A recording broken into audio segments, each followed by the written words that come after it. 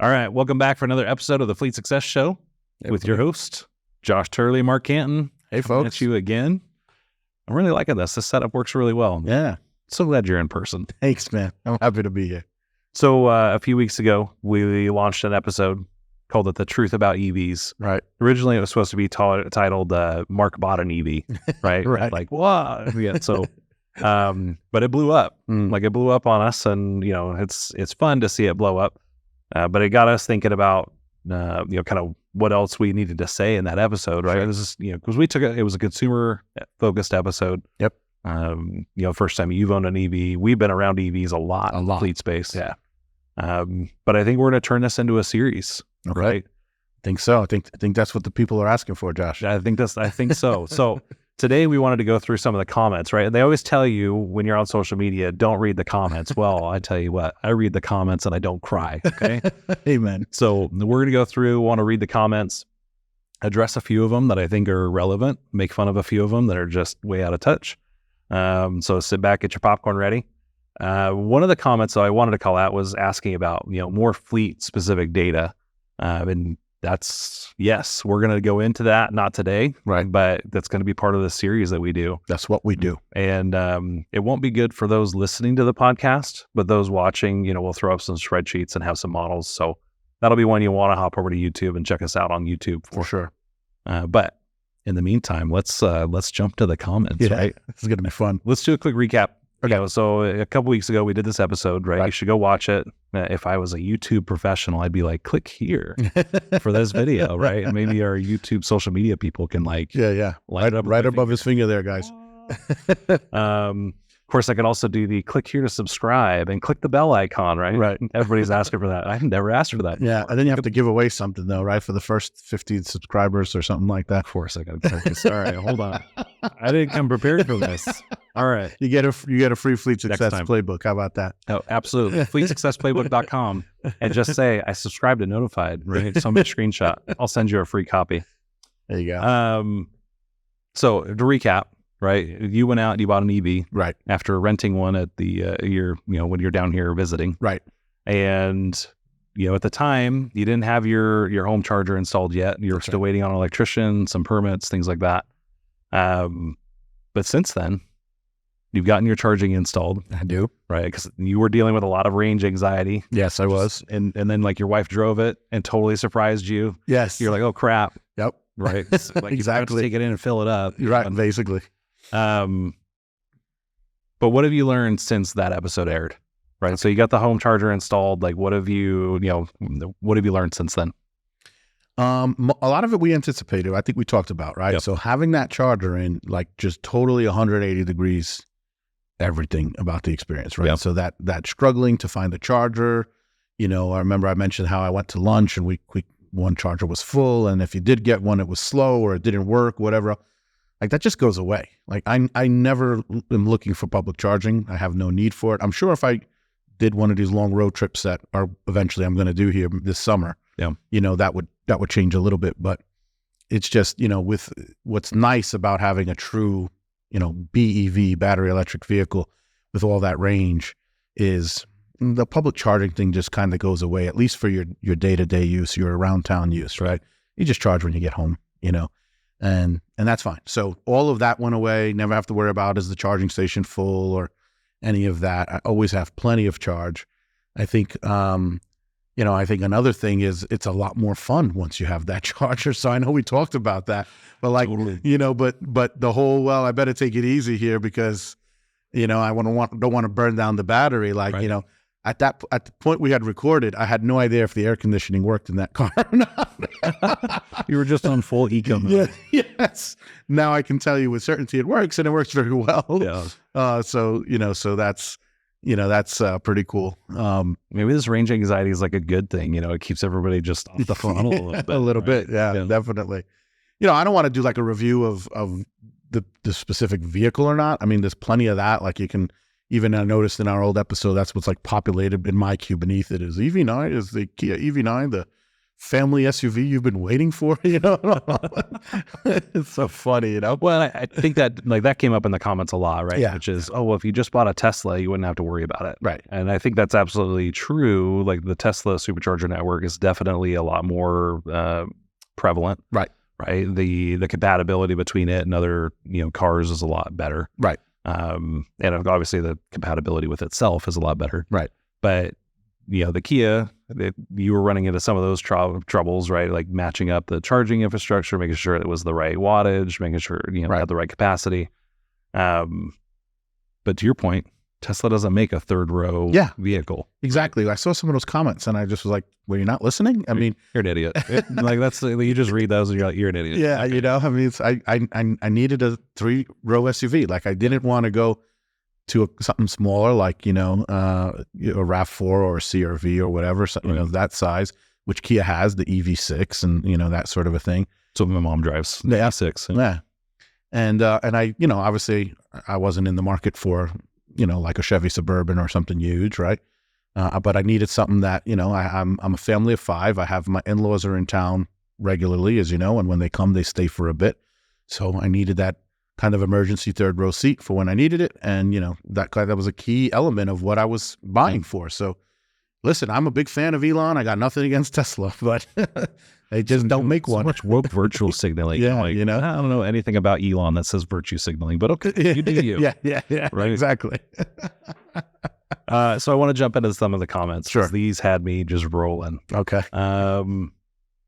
Right. So, just plug the level 2 cord into your dryer outlet. That one maybe. It's like, Okay. Yes. Yeah. Just don't use your dryer while you're charging your EV. Right. Okay. That actually might be good for demand charges, but you're talking about running, let's hope that your dryer is located next to your EV. Right. Otherwise, you got to have one hell of an extension cord. Can you imagine that cord? Really old fat. Thankfully, some people responded to that comment, I think, Right. pretty well. But yeah. And by the way, my dryer's upstairs. And no, I'm not pulling my oven out so that I can access my oven charge. I mean, come on. Like, that's, Just run it through the window. Right. And then run your AC longer while that's running. Right. Most of us don't have range anxiety because of planning apps. So look, I've never used a planning app. My dad used to use one. Like, you remember Rand McNally? Yeah. Right. That was like the thing back then. Yep. Because you'd have to have a planning app and plan out your fuel stops because, your Chevy Suburban only got so many miles to the gallon. We had range anxiety back then. This isn't new. Right. Exactly. It's just new for this generation. Exactly. Right? It's the way it plays out now. But it's funny is he's like, planning apps make it easy. Yeah. But then somebody else, the fact that we're even talking about planning apps tells you how far away EVs are from mass adoption. There's a couple of these comments, right? It's like, it's too far away. It's a niche case. It's only for certain commuters, which means it'll never be adopted mass market. Right. And I read those and I was like, wow, you're an idiot. And I think the thing is it's easy to put our heads in the sand. It's easy for us to villainize something because it's been politicized. Right. And if we could take the politics out of it, which, was something we push to our customers, is take the politics out of it, look at it from a data perspective. Exactly. That's what we're going to be doing in part 3 and part 4 of this. Is let's get into the data and let's talk about what it really is. What's the real cost? And what is the real ecological benefit to having an EV? Because it's not as bad as you think it is, but it's also not as good as you think it is. That's right. Like, let's be pragmatic about it. Exactly. But to say that EVs are never going to catch on, that it's never going to happen, right? That they're not ready for prime time. Yeah. You're missing the story. Well, the cat's already out of the bag on that. They've already caught on. Yep. Whether or not they become the predominant type of vehicle, who knows? But there's already a critical mass. It's too late. EVs aren't going away, folks. Yeah. Sorry. And I'm not Mr. Rah-rah. It is slowing down. Like Ford just pulled back on their EV thing because it's still super expensive to do this, right?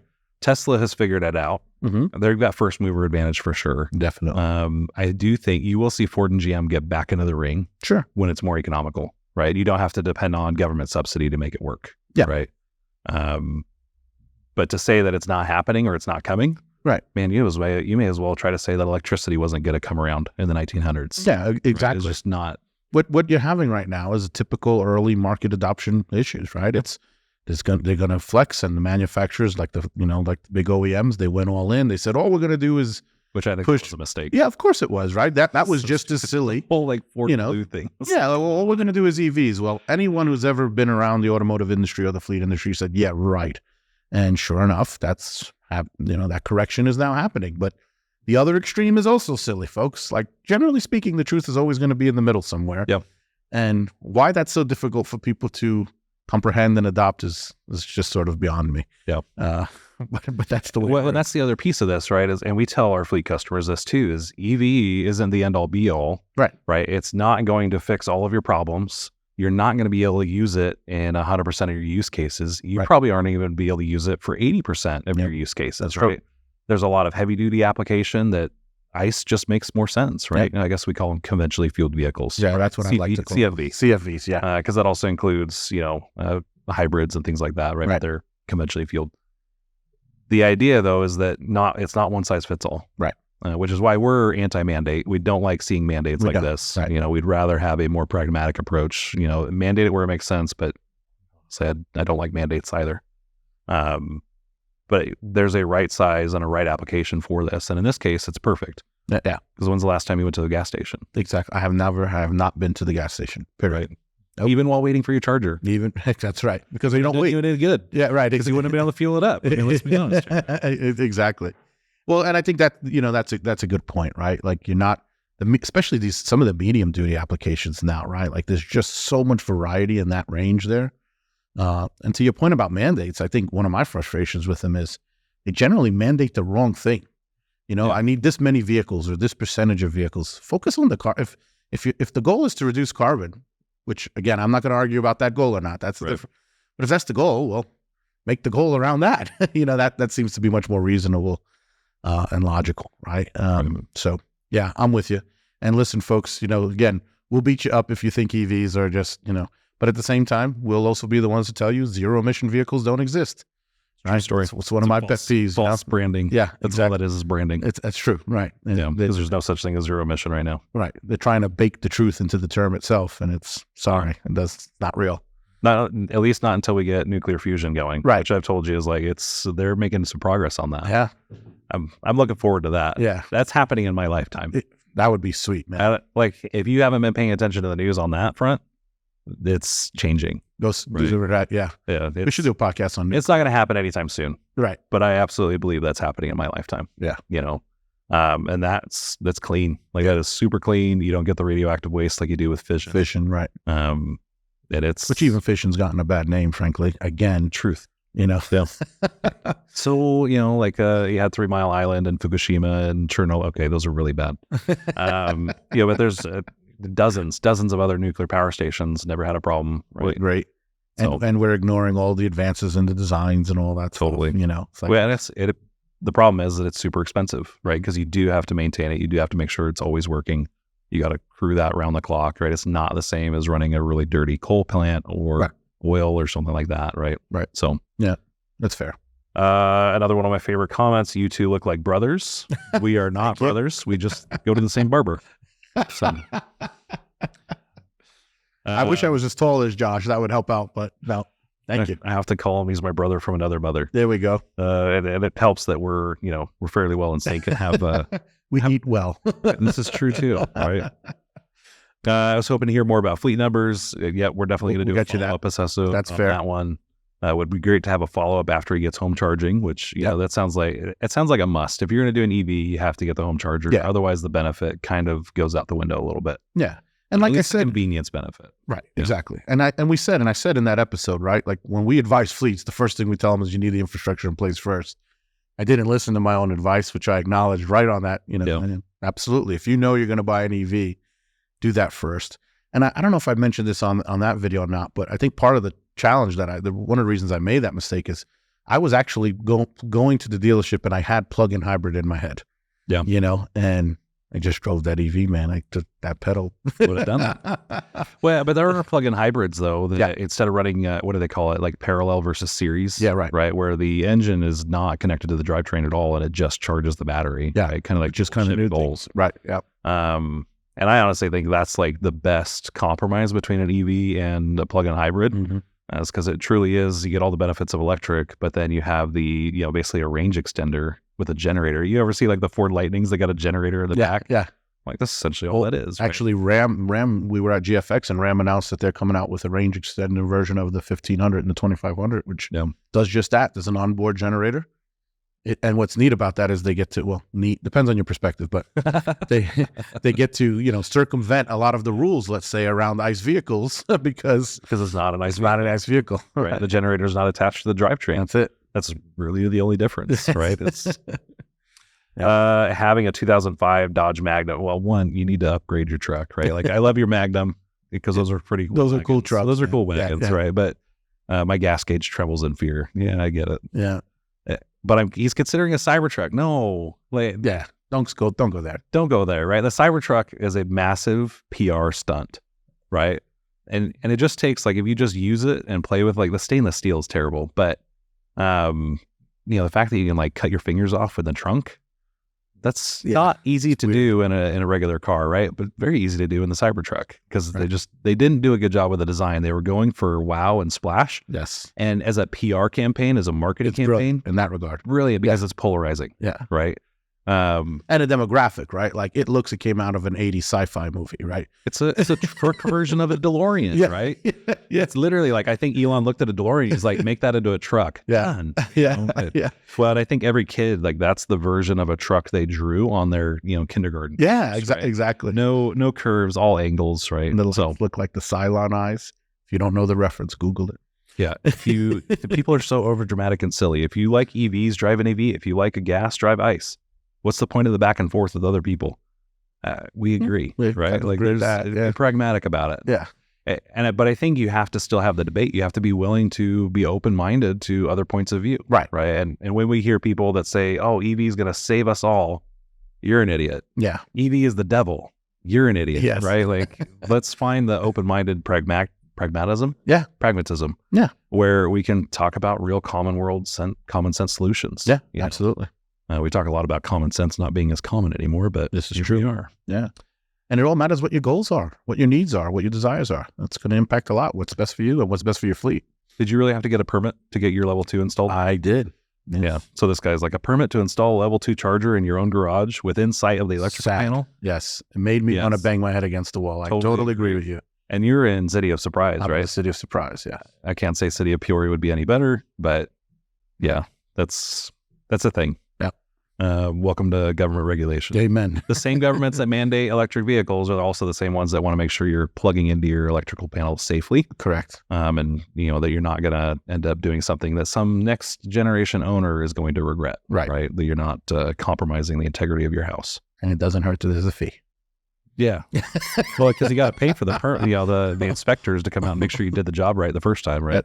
Yes. Yeah.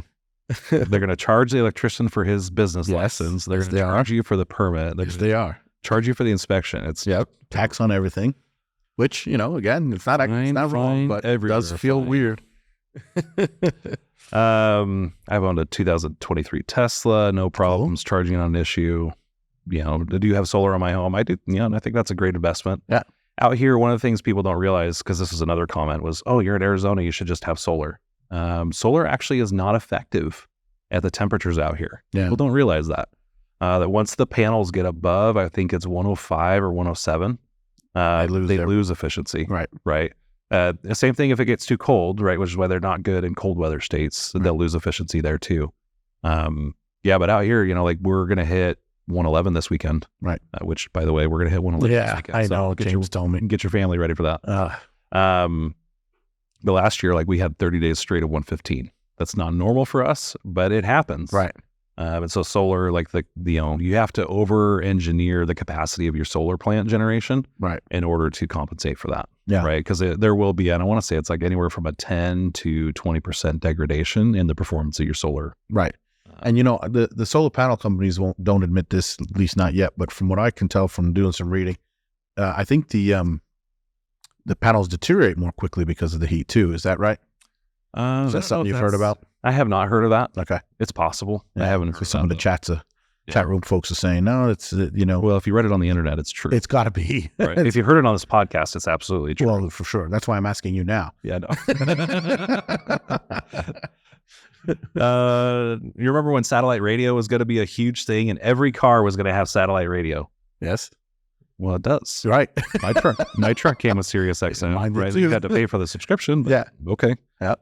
Okay. This guy's just an idiot, I guess. So. Yeah. I do remember that, and I still do. But so he says, in the same way electric cars are just cars for commuters, the market's very limited. Again, no, that's not true. There's going to be a mass market for this, especially as we gain efficiencies in the battery design, especially as we gain efficiencies in charging speeds, charging capacities, electrical grid catching up finally. Yep. That's one of the biggest elements, right? Yeah, it's it's biggest.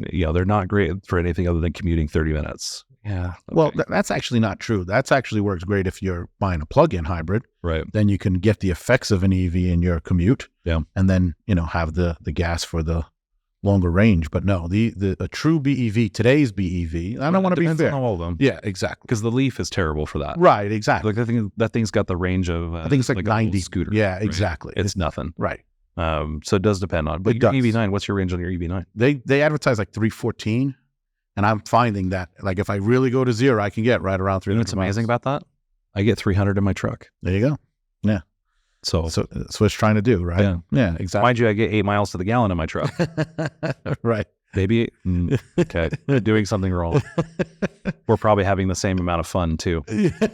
I'm telling you, man, maybe your next truck's. Although I've taken your EV9 off road and it's terrible. It is The suspension terrible. is just the worst. So here's what we got to figure out, because there is a lot of weight on Yep. the EVs, right? And that's There a is big big. thing. That's one of the things, Steve is very, very nervous about, in the sense of people aren't used to driving vehicles that heavy. And some of these EVs are as heavy as like Mack trucks and stuff, depending on, so it's a fair concern. Putting that aside for a second, though, they do make, you drive an F-150, a version of it. You can decide if you're going to tell the world about the trim That that it's you a have. 5.2 liter V8 supercharged V8. Yeah. That's absolutely in every way designed to be off-road and just be glorious in that moment. Well, and unlike most of those trucks, it's actually seen dirt. Right. Regularly. That's a good point. Right. These guys driving around with it. But, like it's done beaches and jumps and all that stuff too. Yes. So like it's actually gone off road in Baja. So here's my question, right? Can we get you an F-150 Lightning? And I trust that. Is it Totally. That's my point, because then that can be your everyday, right? Yep. And then when you do your long trips, you got right. The F-150, like the Lightning still though, won't tow. I know, that's true. It is the one compromise. So this is something people don't know about the Raptors though, is they don't tow either. Yeah, it's relative to the other trucks. Because the suspension is so tuned. I think like my truck has an 8,700 pound towing capacity. Right. With a weight distributing hitch. Yeah. Right. Like without it, it's only 5,000 pounds. So it doesn't tow much. Yes. Well, relative Compared to right. like, an F-150 Tremor, I want to say is like 10 to 12,000 pounds. Yeah, it's right. big. So it's 30%, increase right there. Yeah. If you go F-250, then you're talking, 15, 20,000. I want to say the 350s go even further than that, maybe 22, 27. Right. Right. So there's a ton of towing capacity that we're leaving on the floor. Yeah. And that all the power in the world. And yet, like, we can't tow as much. But that Lightning, it'll tow. It has the capacity. It just, like, you want to see your range anxiety. Yeah, you go have through the range. roof. Yeah. I remember talking to, David. I'm not going to mention his last name, but one of the Daves, we call him the Daves. And he test drove it, right? And he ended up getting stranded because the F-150 just doesn't have the towing range that you would want with all that torque. Yep. That's the saddest thing about it. Like, they need a range extender in that. They do. Just because there's so much potential there and it just doesn't have the range when you start putting load on it. Yeah. I'm sure a lot of people watching and listening are familiar with TFL, and those guys did a great episode. Terrific. With their towing. We'll link to that, right? Maybe we'll get like what do you call that? Like a referral, a partner. Oh yeah, that'd be neat. I'm going to reach out to those guys. Yeah, there you go. Why the F do you need a permit for an EVSE? It's like governments are putting deliberate roadblocks in the way of EV adoption. Well, I don't know that it's deliberate in the way of EV adoption. Yeah. They just like putting roadblocks in place. Yes. All in the name of safety. Don't get me wrong. They're doing it because they want to make sure people do it right. Right. But yeah, no. I live in Australia. Hey, good day, mate. One of the most overregulated countries in the world. I think we could argue about that, but all right, yeah. I'll yield to the point. And all we need is a licensed electrician. See, I would just argue that point right there. Because of that, clearly we're more regulated than you are. So toss that shit on the body. If you have a house in AZ, I would think solar's almost no brainer. No, I would have Yes thought and that no. too, as a New Yorker moving here, but I've learned it's not exactly a no-brainer. It's definitely, so I'll tell you in Arizona, you can either lease your solar Right. or you can buy your solar, right? If you're going to be in your house for anything more than I would say 7 years, you buy. If you lease it, you're effectively just swapping out our two utility companies or Salt River Power and APS, which I don't remember what that stands for. Right. But you're essentially swapping out those utility providers for a solar company. Right. Then you just make a monthly payment to them. Right. What's nice is it's predictable revenue or a predictable expense. Right. But it's not, you're not going to be able to like charge back and get the credits back from, like excess power generation days or anything like that. Right. And then obviously we mentioned the temperature issue for some of the charging efficiencies. So go test drive an F-150 Lightning Lariat. See, so this is the other thing I don't like about the Raptor. They don't put the massaging seats in the truck. Really? Yeah, it's I'm like surprised about that. you would figure that this is like the premium truck. Yeah, I would have. The most expensive trim you can buy, other than maybe a Shelby Raptor, right? Which is stupid. I'm going to do a whole episode on that. Like, come on, Ford. Here's what I want. Your consumer is talking, and this is what he would like. He would like the 775 horsepower version of Shelby in Raptor form. Can you do that for me? I would love that. And you're not alone. I mean, you can read that all over the internet too. Everybody wants that. If I remember right, that version of the truck uses the 5.0 power plant. That's right. And the 5.0 is way better, way more bulletproof than the 5.2 Predator engine. Right. The Coyotes are just bulletproof. So. And if you're an off-roader, you want bulletproof. You want bulletproof. You don't want that's how it works. Sensitive. Yeah, absolutely. Consider installing your charger in a way that the car and truck is parked outside. Check out China. Lots of EVs burning. I will say that this fear, I think, has been overblown. Yeah, I think so too. It is a liability issue. You have to be aware of it. Yes. But I would say, otherwise we'd be hearing about a lot more Tesla fires. I mean, heck, in my neighborhood alone, I want to say there's like 25, 30 Teslas and no car fires. Right. Right. Like nobody's blowing these things up. Yeah. You do need to be careful if they're in an accident. Yeah.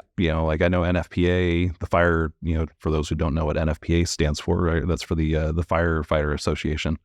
They basically came out and said, hey, there needs to be a 50-foot radius around that vehicle after a wreck. Crash. Yeah. Because it could just spontaneously combust thanks to something called thermal runaway. Look that up. Yep. And the nature of those flames are, they spread. You can't put it out with light. Yeah, exactly. Water and lithium don't get along. Yeah. They're not friends, so don't do it. And by the way, I have test driven an F-150 Lightning, so appreciate it. It's a How great does that truck. compare to the Silverado EV?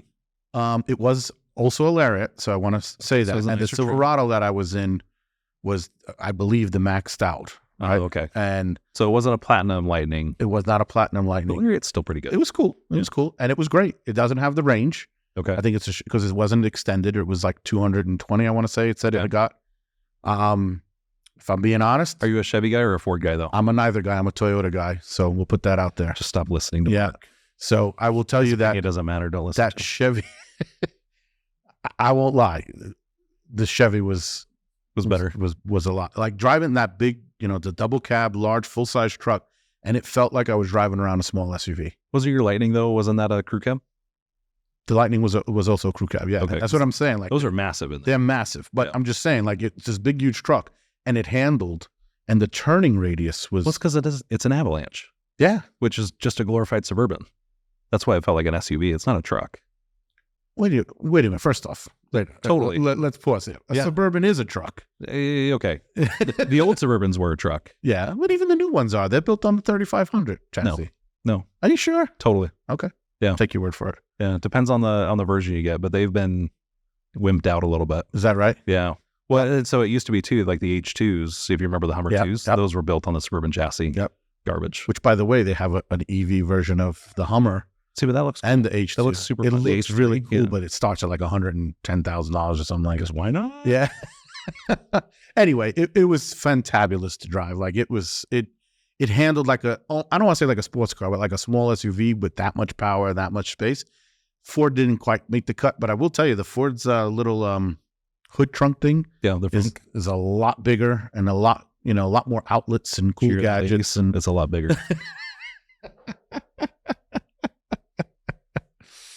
Yeah, but cool. PHEV, not great for fleets. I disagree with that. Come on. All right. M&HSTY. I don't know who you are. but I'm just we're going to disagree on this one. Yeah. I think plug-in hybrids are great for fleets. In fact, I think they're better for fleets than EV right now. Yep. Especially given all the infrastructure challenges you have. It makes EV adoption a lot better. Now, they say they're worried, like, if a driver can get reimbursed for gas, they're not going to charge the vehicle. Mm-hmm. But why wouldn't you? Yeah, I mean, first off, if you can get reimbursed for gas, why wouldn't you work out a program where you can get reimbursed for charging? Yeah. I mean, so that's confusing to me. Weird. And yeah, actually what, we'll get into this with some of the data, but in all of the studies we've seen, over 95% of all government assets, for example, in government fleets would basically be an electric vehicle.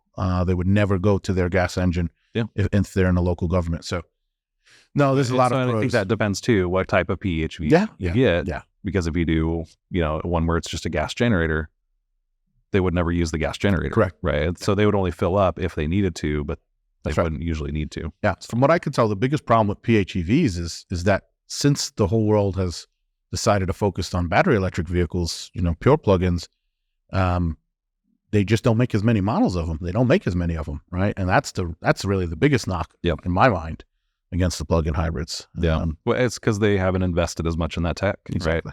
Right. Yeah. And here you've got, Ford and GM and Stellantis kind of pulling back on it. It's like, no, you guys just redirect. Yeah. Redirect and go PHEV instead, and you'll solve the kind of the intermediate problem. Yep. It wasn't like all of a sudden, hey, we invented electricity or discovered how to do it, right? And all of a sudden everybody had electricity, right? It took time. Right. And there was stopgaps along the way, right? And they were focused and they were strategic about where they had that deployed before it was available to everybody. Yeah. Right? And I'll do a shameless one here, but listen, Toyota told the world this in 18 and 19 and 20. When everyone else was announcing, well, all we're going to do is battery electric. They announced, we're going to do 6 battery electric, but we don't think that the world is ready for that yet. We think hybrids and plug-in hybrids are the way to go, and that's where we're going to double down. That's why Prius dominated the market for so long. Yeah, exactly. Right? They knew what they were doing. They knew what they were doing. Absolutely. All right, fine. We can respect your opinion of being a Toyota fan again. I expected an unfair take on EVs, but was pleasantly surprised at this very reasonable assessment. Well, thank you. Thanks. That means a lot. Appreciate that. We really do try to be pragmatic about this, right? We're not, again, I'm going to keep beating this dead horse. We're not anti-EV, but we're not pro-EV. We're pro-data. Yep. Right. And what does the data tell us that we should be looking at and investing in? We're going to try stuff out. Just, like you took a chance on the EV9. Yeah. Had it not worked out, you would have done something different. Yeah. But at the same time, we need to look at the data, we look at our experiences, and from there, we can figure out what's the best solution for this problem. Right. We're talking about taking a road trip, driving up north here in a couple weeks. And the first thing out of your mouth wasn't like, oh, we'll take the EV. It was, well, I've got the Armada. Let's take that instead. Yeah. Just in case, because we don't know what the situation is going to be like up right. there. Why is that? Well, it's because our data and our experiences inform that. So we look at it and say, what's the right use for, you don't have 2 EVs yet. You still have one CFV and one EV. Right. So what's the right use? When should I use that vehicle versus this vehicle? And that's called being pragmatic and not being pigeonholed into one opinion or another. Exactly. So if you listen to us, just know that's how we approach most situations. Unless you say stuff that really is dumb, then you're an idiot. Yeah. And let's pause on that piece though for just a sec. We're going to travel with 5 people with luggage, right? Yeah. I don't know yet. I don't have the experience. I know that will impact my range. Yeah. I don't know how much. Do you want to test it? We can test it. I think we'll make there's a supercharger. And I'm sure there's a supercharger, but I'd almost like to do is drive there and drive back and see if we can get away with not charging. But that's risky in a desert. Yeah. I mean, we'll leave at 100. We'll start at 100%. Yeah. Let's go up the mountain and let's just see. Yeah. We'll make the decision. The good news is you're heading downhill coming home. Oh, that's right. Exactly. So if worst case, we put it in neutral, push and let it roll. Just coast. Well, I will tell you, coming down the Black Canyon Freeway, I-17, that is one of the craziest downhill sections you've ever gone on. Yeah. Right? Maybe not quite as bad as the Coca-Cola up in Canada. Yeah. But I have heard. Right. It's the only freeway I've ever known, so I just think it's normal. Right. I have heard that it's one of the more interesting drives. It is. Because it's very twisty. Yep. It's very fast. Yes. It's especially not unheard of. Because our interstates tend to be so nicely banked. And, people don't appreciate that. And if you haven't driven overseas, you don't appreciate how great our interstates really are. But yeah, I think that's true. See, this guy's smart. One thing not mentioned a lot, most households have 2 or more cards. Most travel is local. Yes, it is. So buy one of each. Good job. Bingo. Thank you. Right. Wow, life is hard for you. You're just being mean. Stop it. Hey, listen, I wasn't complaining. I was giving you what my honest Yeah, right. experience was. He's just jelly. Yep. EVs are great. Problem is infrastructure. We need twice as many fast chargers as EVs in existence. We could debate about how many fast chargers we need. I don't even know what the ratio is of gas pumps to conventionally fueled vehicles right now. It's nowhere near 2 to 1. I can tell you that. Right. We definitely do need more, and we need more power. We know that. Like, there's no questioning any of that. Right.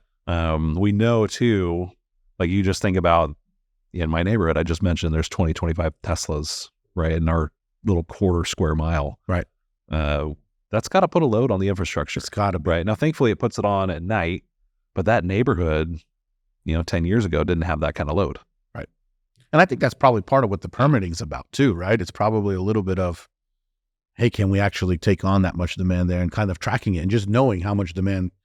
I'm sure I'm hoping that's part of it, is to be able to track that, right? Because you're right here. I mean, especially here in Arizona, obviously a lot of people think this way. Yeah. I mean, the proportion of EVs is, anecdotally significantly higher to my eye than in other parts of the country. We travel a lot, and it's it's pretty high, relatively speaking. Well, I mean, part of that reason too, though, I think, is because power is cheaper here in Arizona. That's true, right? Yeah. We have nuclear. So those who don't know, your EV is actually probably pretty good on the emissions standpoint, right? Because you know where power is coming from. Yeah. And that's something we are going to talk about that in probably part 3. Yep. Is where you get your power from determines, whether or not you truly have a ZEV, right? A zero emissions vehicle, and why that's such a marketing ploy versus actually being fact-based, because you have no idea where your electricity is coming from. Yeah. Right. We did some research for a client just a couple of years ago, and it was amazing. If you're in a coal state, please don't buy EVs. You're absolutely hurting the environment. So there's no question. Yeah. Len Gold says, good discussion, except PHEVs are a dead end waste of money. Oh. And I think we're going to have a whole episode just on why PHEVs make sense. It's so funny. Yeah. They're just so anti. It's so crazy. Yeah. But what's interesting about plug-in hybrids is people on both sides of the political aisle hate them. Yeah. Right? It's like the people who want everything to stay the same. It's like that just represents battery. Just represents electric, so it's bad, it's right? the worst of both worlds. Yeah, And then the people who only want EVs, it's like it's not good enough. It's not good enough. It's a half shot. You're so soft, right? It's like poor plugins, man. What they do to you? Potential electric car buyers, don't let this man give you a feeling that electric cars give you anxiety. Well, I can't make you feel the way you want to feel. You feel however you want to feel. Go see a psychiatrist. Dear goodness. I hope I don't give you any feelings at all, quite frankly. I was going to say something. We might have to call HR. Yeah. Man, that one was pretty interesting. Just the internet's mean. The fact that PEVs only make up 1% after more than 10 years of sales makes it clear that most people just don't want them. Stop it. Where were you in the 1800s? That's what I want to know, right? You were the guy that's like, Model T, that'll never catch on. Come on. But also, please, for goodness sakes, take a logic class. Yeah. It's not how it works. Nice reverse EV propaganda piece. This is what I love about the comments too. We were getting hit from both sides. Yeah. All the pro EV people were like, you're idiots. And all the positive, the anti EV people, you're idiots. Yeah. You guys are both probably right. So yes. But at least there's some people in there that kind of get it. That's kind of refreshing, actually. Right. Just don't talk anything negative about the dangerous, fast, quiet, and fun to drive narrative. Okay. What? We did. We said it. They're fast and they're fun to that's drive. What it says. It's You're right. EV propaganda. Yeah. Yeah. Yeah. Good stuff. But we didn't harp on the quiet piece. I think we mentioned it. Yeah. It is neat. Deadly quiet. Yeah. I have a quiet mode in my Raptor. Oh, yeah? Yeah, it doesn't do anything. In fact, it was the first thing to break on the truck. But actually, they're so quiet. They could actually, I'm like thinking out loud here, but I know motorcycle guy. I'm not a motorcycle guy, but I have several buddies who are. And one of the things they talk about is they want the bike to be a little loud, because some people find some bikes to be obnoxious. Like I've had that experience, right? but they want it to be a little loud. They want you to know that they're there. Right. Right. And that's something I've been thinking about lately. Like there is an element of that. Like I could roll up right behind you, especially if you feel one of these people with your nose in your phone and your headphones on. Like you'd have no idea I was there, you know? Well, so they did that with like transit buses. Oh, really? Because the EVs were so quiet coming into stops and things like that. They had to add noise and like, just little, not sirens, but just alarm noises. You see that Teslas, when they reverse, I know the F-150 Lightning is the same thing. Same thing with Power Boost. Yeah. Right. The F-150 Power Boost. I could get behind that. Again, plug-in hybrid though. Yeah. Right. But you go through it basically as they're reversing, you just get that fun little like alien spaceship noise. Mine has that noise going too. And some of them play engine revving sounds on the internal speakers for you as you accelerate. Just for fun. Yeah. I don't know what I think about that. It seems a little weird, but it's because people have a hard time changing. One part of the EV transition many overlook is the battery backup aspect. So this is true. One of our guys, Facundo, actually used to work for a company. They were less concerned about, charging and more about vehicle to grid and using your electric vehicle as battery storage. You have all these vehicles, if they're all EVs and they're just sitting on the lot not being used, that's a different problem for fleets. We talk about right sizing and all that. But if you have them there, they effectively are battery storage that you could tap into during peak demand, and lower your demand charges, and kind of flatten out the curve for what your EV charges, right? Like it's pretty amazing. Overall electrical, right? They call that vehicle to grid. This company was Fermata. There's a few of them out there, but they're one of the leading ones that do it. And it's about balancing when you charge that vehicle, and then when you're not charging the vehicle, pulling the power out of the battery.